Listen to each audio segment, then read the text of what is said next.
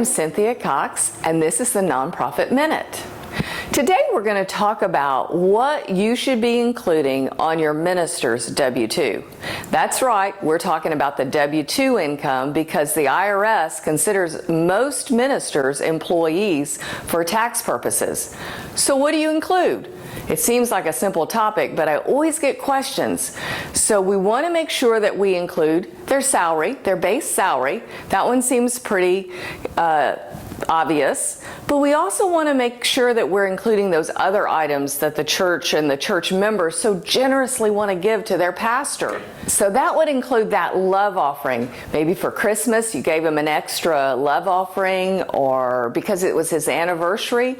That's considered taxable income to the IRS because you're giving that to him as a result of his employment and his services to the church.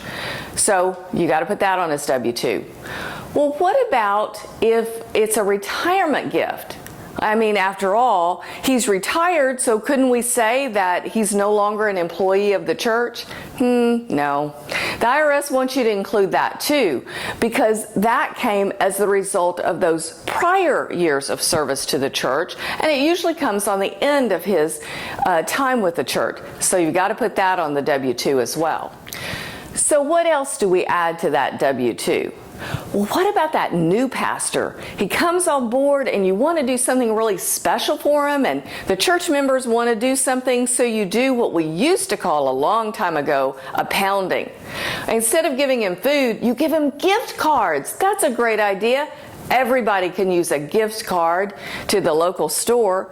Well, that's taxable income because a gift card is like cash.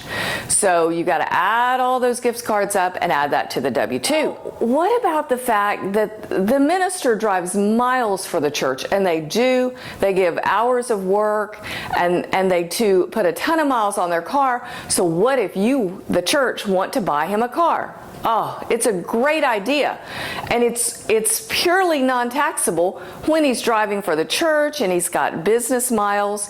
But let's just say he drives home because he has to get back and forth to the church every day. That is also taxable income. Personal use of an employer's vehicle is taxable income, and the IRS has a way to add that to the W-2. They always have a way to add something to the W-2, right? So we've talked about that we can reimburse our minister for his mileage. That's totally non-taxable. But you know, most ministers don't really like to keep that mileage log, and maybe they just don't have real good records. So they just say, give me an allowance, so $300 to $400 a month, and then that'll take care of my miles, because of course they always drive more than that, right? No, that's considered an allowance, and that's fully taxable, and it's not like an accountable reimbursement plan. Check out the blog on the accountable reimbursement plan and break the news to your minister and stand back. Tell them it's not your fault. Some lady on this YouTube video told you they had to do it. So I'm Cynthia Cox with Cox & Associates CPAs LLC, and we look forward to serving you.